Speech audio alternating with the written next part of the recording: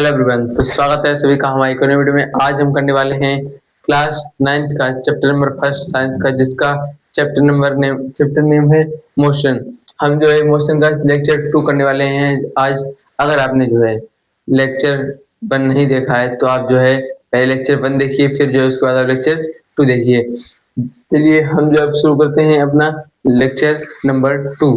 तो हम जो है पहले लेक्चर में बता देते हैं क्या क्या बातें की थी। हम लोगों ने मोशन पढ़ा था, रेस्ट पढ़ा था, एंड और भी था टॉपिक एक मास नहीं था, और मोशन इज रिलेटिव। ये 3 टॉपिक जो हम लोगों ने जो है ये फर्स्ट लेक्चर में जो है कंप्लीट कर चुके थे। अब जो है यहाँ से थर्ड टॉपिक जो है आगे बढ़ाते हुए कवर करते हुए आगे बढ़ेंगे। चलिए अब जो हम पहला टॉपिक करते हैं, थर्ड टॉपिक मतलब इस लेक्चर का फर्स्ट टॉपिक फिजिकल क्वांटिटीज। अब जो हम देखते हैं फिजिकल क्वांटिटीज क्या होती हैं, जैसे कि हमारे पास होता है मास, लेंथ, ये सब क्या होता है हमारे पास फिजिकल क्वांटिटी। क्या है, ये एग्जांपल है। अब जो है फिजिकल क्वांटिटी हमारे पास 2 आती हैं, क्या है, scalar quantity and vector quantity. मैं आपको जो पहले बता देता हूँ स्केलर क्वांटिटी क्या होता है एंड वेक्टर क्वांटिटी क्या होती है। स्केलर क्वांटिटी वो क्वांटिटी होती है जिसके पास खुद का मैग्नीट्यूड होता है बट नो डायरेक्शन। इस वजह क्या होता है, खुद का मैग्नीट्यूड होता है बट डायरेक्शन नहीं होती है। एंड वेक्टर क्वांटिटी में क्या होता है, इसके पास जो है दोनों होते हैं, बोथ मैग्नीट्यूड एंड वो मैग्नीट्यूड एंड डायरेक्शन। इसमें जो है डायरेक्शन क्या करती है, मैटर करती है, एंड इसमें नहीं करती है। चलिए मैं आपको बताता हूँ डेफिनेशन क्या होगी scalar quantity. Scalar quantity which quantity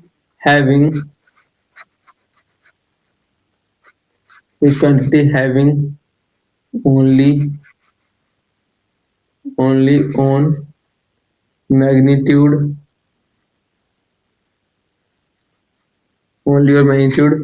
but no direction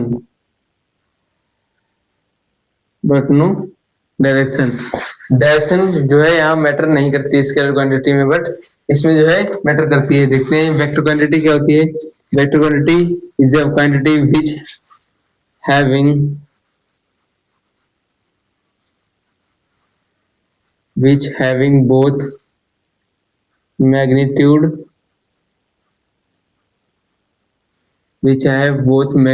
and direction। अब जो मैं आपको बताता हूँ कि स्केलर क्वांटिटी के एग्जांपल एंड इसके वेक्टर क्वांटिटी के वो एग्जांपल। जैसे कि हम जो देखते हैं कि स्केलर क्वांटिटी का एग्जांपल हमारे पास क्या होगा, जैसे कि देखते हैं हम डिस्टेंस। क्या होता है एग्जांपल, डिस्टेंस, स्पीड एक्सेट्रा, ऐसे लिखते जाएंगे हम। ये जो हमारे पास क्या होता है एग्जांपल किसके होते हैं, स्केलर क्वांटिटी के। तो स्केलर क्वांटिटी हम पता करेंगे कि डिस्टेंस एंड स्पीड ये सब क्या है, इसके एग्जांपल हैं। तो हम जो देखते हैं इसमें हमारे पास जो मैग्नीट्यूड होता है केवल कि ये जो है 5 मीटर प्रति सेकंड से चल रहा है। ये कार जो है ये 5 मीटर पर सेकंड से चल रही है। जो हमारे जो स्पीड होती है, वेलोसिटी होती है 5 मीटर पर सेकंड। तो 5 जो ये मैग्नीट्यूड है, उसी मैग्नीट्यूड को हम कहते हैं ये स्केलर क्वांटिटी। उसका खुद का मैग्नीट्यूड होता है, मतलब ओनली, बस और कुछ नहीं। ठीक, अरे समझे। जैसे कि हमारे पास जो है डिस्टेंस, जैसे कि हमारे पास कार यहाँ से, ये इसकी क्या है, इनिशियल पॉइंट था, यहाँ इनिशियल पॉइंट था। यहाँ से जो है कार ऐसे चल के कहीं भी चल रही है, यहाँ अगर आ जाती है, कहीं भी चल करके यहाँ, ये इसका इनिशियल पॉइंट है, यहाँ से चल कहीं भी यहाँ अगर आ जाती है तो ये डिस्टेंस पूरा चला है। उसमें जो है वो डायरेक्शन मैटर नहीं किए कि ऐसे गया ऐसे गया ऐसे गया फिर ऐसे आया, कोई डायरेक्शन मैटर नहीं करती है। ठीक है, तो उसमें जो सो ओनली मैग्नीट्यूड होता है कि कितनी स्पीड से चला, कैसे चला, बस इतना होता है, डायरेक्शन मैटर नहीं करती है। अब देखते हैं वेक्टर क्वांटिटी में, उसमें जो उसकी वेलोसिटी मैटर करती है। जैसे देखते हैं मैग्नीट्यूड होते ही होता है कि 5 मीटर पर सेकंड से चल रही कार।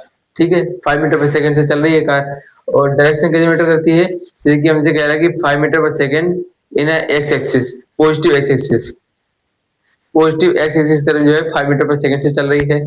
ऐसे ऐसे बताएंगे हम उसको। एंड डायरेक्शन वो मैटर करती है इसमें। इसके एग्जांपल लिख देते हैं, बस हो गया, वेलोसिटी एंड डिस्प्लेसमेंट। अभी जानेंगे वेलोसिटी एंड डिस्प्लेसमेंट ये सब क्या होते हैं एक्सेट्रा। हमने जो है scalar quantity and vector quantity अच्छे से जो है एक्सप्लेन करके समझ लिया है। अब हम जो अपना टॉपिक अगला देखते हैं। अगर आपको ये टॉपिक अच्छे से बिल्कुल क्लियर हो गया हो तो अभी कमेंट में बताइए आपको ये टॉपिक अच्छे से क्लियर हुआ या नहीं। जो हम करते हैं अपना फिफ्थ टॉपिक। कौन सा फिफ्थ टॉपिक? नहीं, फिफ्थ नहीं है। हाँ, फिफ्थ टॉपिक हमारे पास है। चलिए जो हम शुरू करते हैं। फिफ्थ टॉपिक क्या है? Distance and displacement. आप जो हम अच्छे से समझेंगे डिस्टेंस और डिस्प्लेसमेंट के बारे में। पहले हमारे पास आता है कि डिस्टेंस क्या होता है। क्या होता है डिस्टेंस? हम जो जानेंगे डिस्टेंस क्या होता है। डिस्टेंस क्या होता है? Distance is the actual length of path travelled by a particle in given interval of time. जैसे कि हमारे पास जो है कोई पार्टिकल है। अब जो इन दोनों को बताते हुए चलेंगे। हमारे पास जो ये पार्टिकल यहाँ है, ठीक, जैसे ये पार्टिकल यहाँ था, ये मार्कर यहाँ था, इनिशियल पॉइंट था इसका। अब जो ये चल करके ऐसे ऐसे चल करके ऐसे चल करके ऐसे ऐसे चल करके अगर जो है ये यहीं आ जाता है, कितना भी चला है चल करके यहीं आ गया अगर, तो जितना चला है वो सब किसमें काउंट होगा? वो तो पूरी डिस्टेंस थी। क्या थी? डिस्टेंस। जितना चला actual length of the path, जितना पाथ उसने जो ट्रेवल किया है पार्टिकल ने, उसकी क्या होगी? डिस्टेंस होगी वो। और डिस्प्लेसमेंट क्या होगी? Displacement is the displacement is the shortest distance between initial and final point. Displacement क्या होता है? इनिशियल और फाइनल पॉइंट के वो शॉर्टेस्ट डिस्टेंस होती है। तो ये इनिशियल पॉइंट था, एंड घूम के जो ये चल करके यहीं अगर आ जाता है तो इसकी यही इनिशियल यही फाइनल। तो डिस्प्लेसमेंट निकालने के लिए हमसे क्या फॉर्मूला होता है कि displacement final final position minus initial position. तो फाइनल पोजीशन ये थी 5, मान लेते हैं, लेट कर लेते हैं ये तो, और इनिशियल पोजीशन भी यही थी, तो इसमें से माइनस करेंगे ये तो क्या आएगा? 0 हो जाएगा। तो डिस्प्लेसमेंट क्या हो जाएगी? 0। पार्टिकल को चला ही नहीं है, डिस्प्लेसमेंट क्या होगा? 0 हो जाएगा। एंड पार्टिकल चला तो वो किसमें काउंट होगा? डिस्प्लेसमेंट डिस्टेंस में। ठीक, तो वही देखते हैं। एंड और बता देते हैं डिस्टेंस। डिस्टेंस हमेशा क्या होगी? पॉजिटिव होगी। कभी भी डिस्टेंस निगेटिव नहीं हो सकती। एंड डिस्प्लेसमेंट में भी पॉजिटिव, निगेटिव और 0। डिस्प्लेसमेंट जो है 0 हो सकती है, पॉजिटिव और निगेटिव दोनों हो सकती है। किसके लिए? क्योंकि वो किसका एग्जाम्पल है? Displacement is the vector quantity and distance is the scalar quantity. चलिए देखते हैं, क्योंकि वेक्टर क्वांटिटी में क्या थी? डायरेक्शन। डायरेक्शन मैटर करती है, बट इसमें डायरेक्शन मैटर नहीं करती है। चलिए देखते हैं क्या है distance. Distance is the actual length distance is the actual length of path distance is the actual length of path traveled by a particle in given interval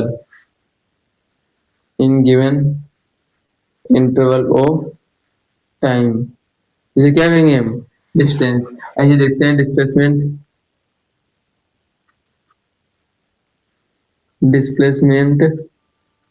is the displacement is the shortest distance displacement is the shortest displacement is the shortest distance between initial and final point will have position of displacement is the shortest distance between initial and final point of moving particle of moving particle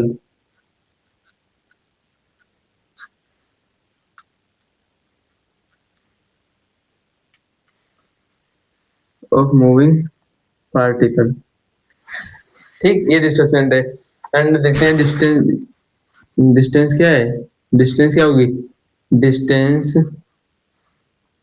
is always positive.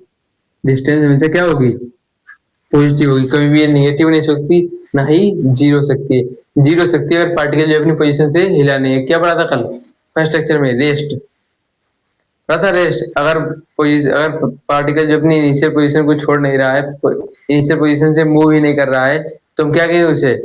क्या कहेंगे? Rest. तो वैसे ही क्या होगा? Displacement distance time क्या होगा? 0। लेकिन हमें क्या बताया गया यहाँ पर? Distance is always positive, distance क्या होगी, हमेशा पॉजिटिव होगी, निगेटिव नहीं हो सकती। एंड देते हैं डिस्प्लेसमेंट, डिस्प्लेसमेंट में बी पॉजिटिव, नेगेटिव और जीरो। डिस्प्लेसमेंट जो है जीरो हो सकती है, पॉजिटिव हो सकती है, नेगेटिव हो सकती है, ठीक है। ये अब देखते हैं डिस्टेंस क्या है, स्केलर या कौन सी क्वांटिटी है, अभी एग्जांपल दिया था, डिस्टेंस इज द